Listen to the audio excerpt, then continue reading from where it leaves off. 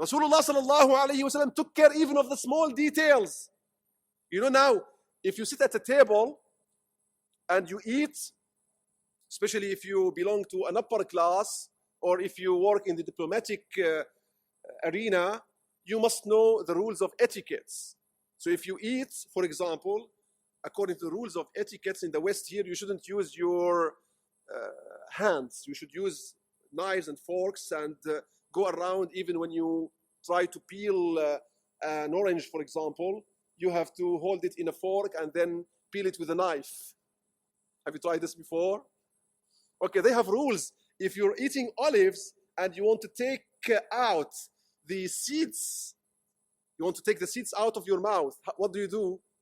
According to the rules of etiquettes in the West here, you lift up the fork to your mouth. Then you cover your mouth with the other hand. Then you push the seed out of your mouth to the fork, top of the fork. Then you put the fork down and you put the seed in a special plate. Rasulullah sallallahu alayhi wasallam taught us how to take out the seeds out of our mouths 14 centuries back in a very healthy, hygienic, elegant way.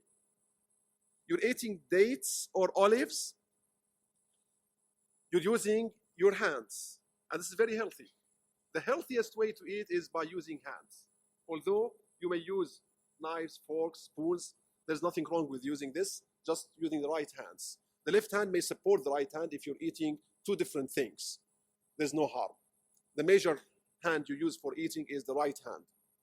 So you want to take the seed out. If you take it with your two fingers, the inside of your two fingers, the index finger and the index finger and the thumb, then the inside parts of your fingers will be contaminated by your saliva. And then you're going to pick up another piece of fruit, for example, another piece of food, or leave it. Then this would be infectious, would cause infection to others. Or at least people detest eating something you touched with your saliva. So how to avoid this? This is the crucial point. Because you need to take out the seed of your mouth and then put it and pick up something different.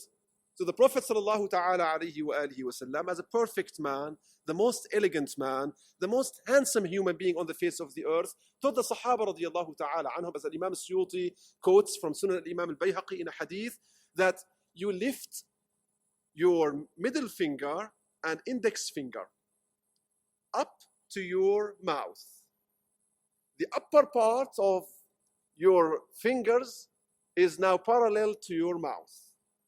You push the seed out of your mouth on the top of your two fingers, then take it down and put it in a separate plate. You don't put the seed in the same plate of the fruits, for example, because again, the seed is contaminated with your saliva. So you put it in a separate plate. Can you see how the Prophet sallallahu ta'ala alayhi is perfect? Teaching his community, teaching mankind, teaching humanity every detail they need for their lives. Many people think that the life of the Prophet ﷺ 14 centuries back was primitive and Muslims were nomads. No, there was some civilization, and the Prophet ﷺ was the most elegant human being on the face of the earth, and his sunnahs or lifestyle, if you put it in modern words, fits for every time, for every country, for every place, for all peoples.